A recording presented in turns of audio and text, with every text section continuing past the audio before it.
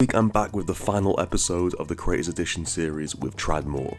This time we're talking 2 pages from All New Ghost Rider, written by Felipe Smith and colours by Val Staples. We're going to take a look at how deadlines affect the storytelling in a page, and how Trad ended up removing gutters from 2 different pages for 2 very, very different reasons. You're watching Strip Panel Naked, I'm Hass, and I'm going to show you some of the cool stuff lurking in the pages of some of the best comics, this time with Tradmore. Well, should we have a look at that other Ghost Rider page from the earlier... That one's from 5, from 5. All New Ghost Rider 5. But you said you had a story, but then you also sent me some other pages instead, right? Yeah. So what was the story? The story here is that this issue 5, talking about a time where you had to find clever ways to make things work with a deadline, this issue was the tightest deadline I ever had, and I basically did have to draw the whole issue in 1 month, which so a lot of my decision making here, it wasn't so thought out in a way of like trying to be artistic. It was more trying to find a way to tell a story as efficiently as I could. I was gonna say, because without sounding like this, hopefully it doesn't sound rude, right? But the reason why I picked it was it seemed like a very un-Tradmore page. This whole issue is one that stands out to me. Well, because both Felipe and I were both like crushed with deadlines. Mm-hmm. Almost the whole back part of this issue was Marvel Method, but Marvel Method in the classic sense of we didn't have time. So I basically was just like reading these paragraphs and trying to fit it all on the page. You know what I mean? So that's why this whole fight scene, which in a perfect world, I would have, it would have been a 15 to 20 page fight scene. Ended up getting condensed down to maybe 4 pages. Mm-hmm. And so I was just like shoving panels on the pages. And, the page wasn't actually big enough for me to fit all the information on there and have panel borders. Mm-hmm. So a lot of times I'll drop out panel borders for very, specific purposes. This one, I don't have panel borders because there was not enough room because I was drawing so small, you know what I mean? So at the end of the day, it makes for a page that isn't my favorite thing in the world. But again, I think that's kind of the fun of comics sometimes, is trying to figure out how the heck you're going to make this work, Yeah, and that's why, when you sent me the page, I initially was like, maybe we shouldn't talk about this one or show it. But I think that's kind of a cool thing to know, as a listener, because sometimes I'll be looking through an artist's work and I kind of like being reminded that real life is going on. It is kind of funny to know the behind the scenes. Basically, one of the best shortcuts when you're trying to hit a deadline is to not do full figure shots. If there's a lot of full figures on there and they are well done, that page took that person a long time. That's why some people will look at someone like Frank Quitely's work and might not understand why he's slow artist. Yep. But he's got full figures all the time. That's like his thing. Yeah. But yeah, I feel personally, I feel like you can't get a good fight scene if you don't have some full figure shots in there. Mm-hmm. So I knew that I should have been doing some shots here, like the 2 wide panel shots that are like the super close up of Ghost Rider throwing the chain, and then the super close up of Mr. Hyde catching the chain, because those, you can zip those out pretty quickly. But God, I was like, well, I'm drawing a fight scene, and somehow I still ended up sticking 8 full figure shots on here. But yeah, that's kind of how things go sometimes. Well, let's look at then other Ghost Rider pages. The one with the bullet firing. Oh yeah. This is insane, right? So was this something that was scripted panel by panel, or was this something where you just kind of given a bit of free reign? No, see, this is one of those examples that I was saying. Usually, if you see a page that is just bonkers with how many panels there are, and that was usually when my collaborator was like, "Do your thing, man."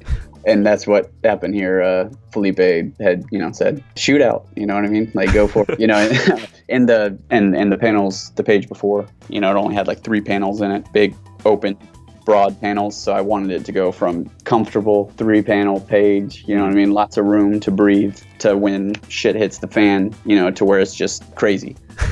And I felt like the transition between those 2 pages, they make each other better, because you kind of take a breath, and then here, you're just kind of swarmed by what's going on.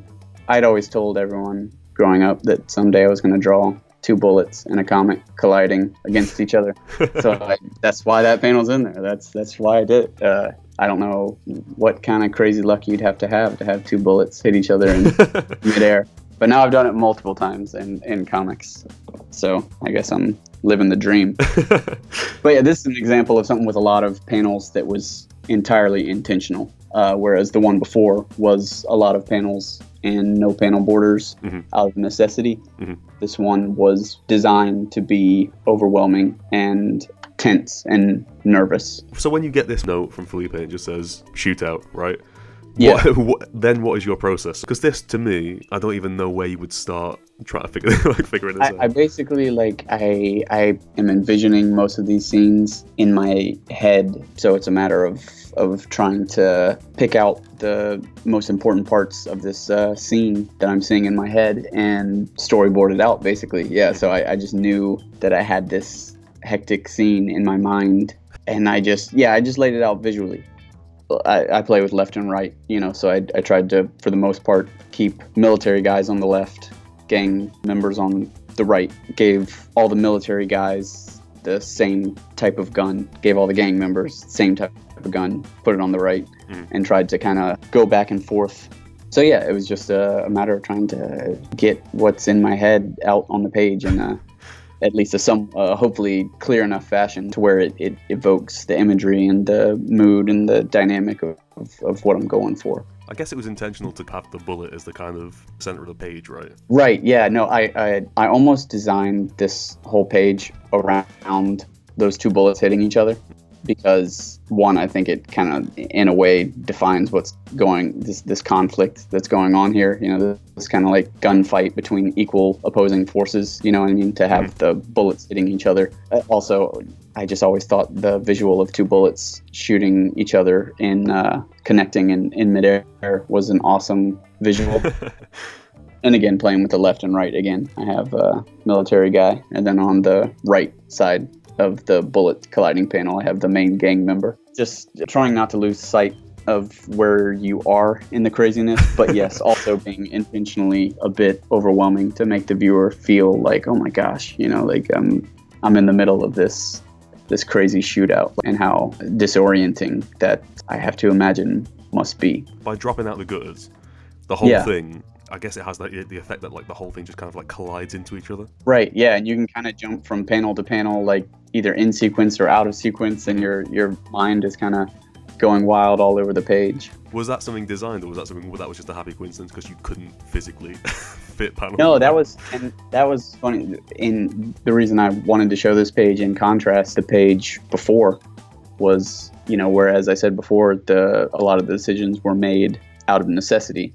This one was one where there are no panel borders and it's full bleed and all of this stuff. Everything on this page was 100% intention.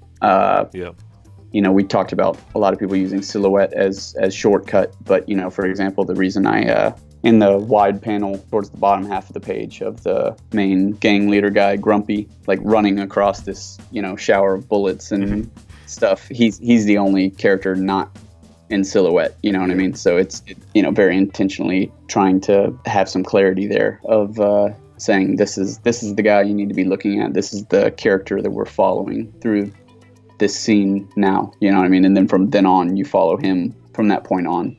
So yeah, this one was intentional, yeah. And that about wraps up this episode, and with it, this series of Creators Edition episodes with the lovely Trad Moore. Obviously, a big thank you to Trad for joining me for these episodes. I hope you've enjoyed them. And if you want to hear a lot more from Trad, on the Patreon, I'll be uploading a more or less complete version of the whole conversation, where we delve into a lot of different subjects, and a little bit more information about Trad's storytelling approach that didn't quite make it into these episodes. But for now, thanks for watching. If you're a fan of Strip Pile Naked, as I say, please check out the Patreon where you can get access to tons and tons of extra content, articles and analysis. For more comics talk and analysis on Twitter, you can find me at HassanOE. And finally, hit subscribe to keep up to date with all the latest episodes, and we'll see you next time.